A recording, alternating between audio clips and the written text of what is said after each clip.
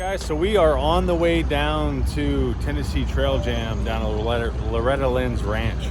We're hauling the camper down. You can see I have the camper here. Right now we are about halfway there. Camper rode great, didn't have any issues at all. Been doing 65 miles an hour.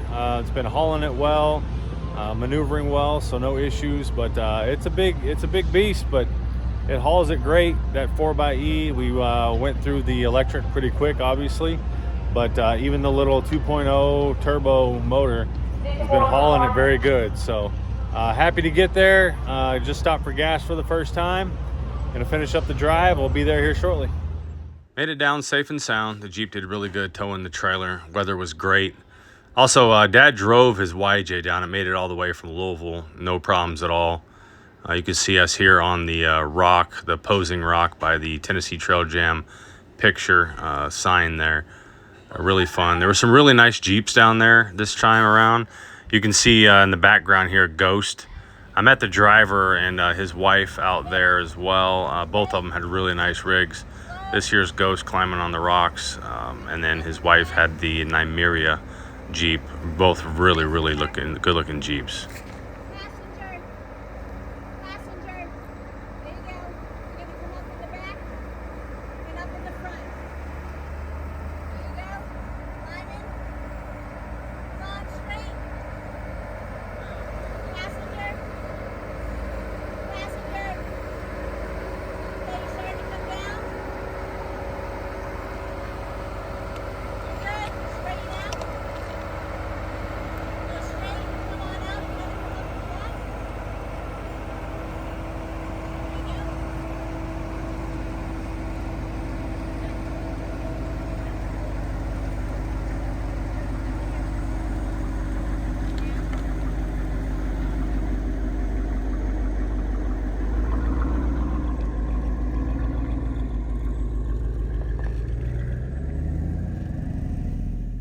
Once we let the Jeep stretch their legs on the rock, it was time to hit the trails. We did the green trail first, and then here we are on the yellow trail.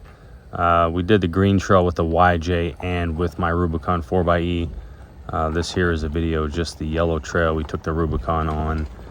But the tightest slope, or the biggest slope we had, was 32 degrees downward slope, 20 degrees roll pitch. So on the trail, you can also see there were some deer out there, thanks to the electric mode of the 4xe, keeping it quiet. We were able to see some wildlife. We're not gonna hurt you. What if he just ran right at us?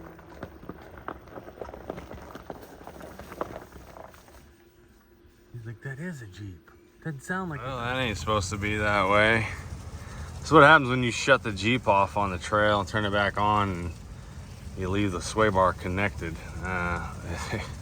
It unconnects itself whenever you're flexing. So we're gonna have to put that back on. I'll take this off, hammer that back on, and get that going.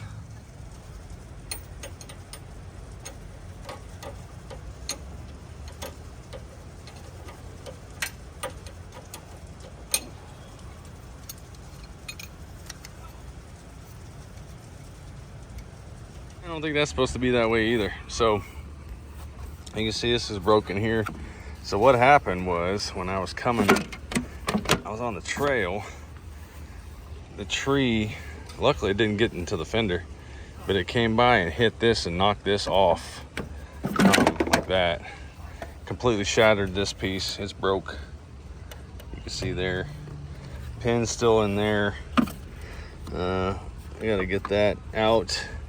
But here's a look at a couple of the Barbie Jeeps. They did have a Barbie Jeep race there, which was pretty fun. Also had a lot of vendors there. There's a custom hat that I had made at one of the vendors at the show.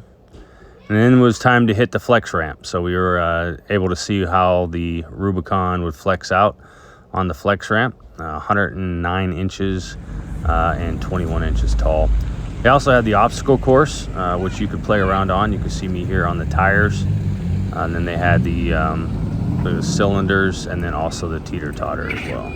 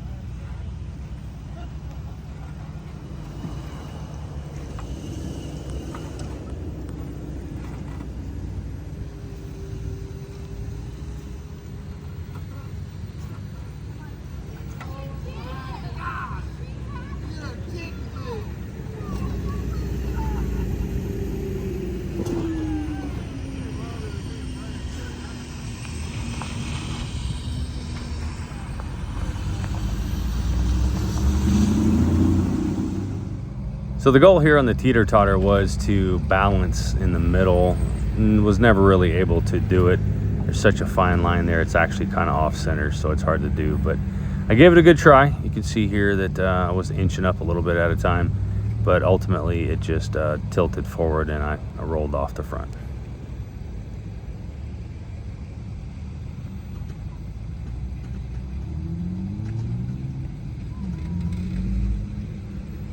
Overall, we have a blast every time we go to this event. I've been there 3 years now.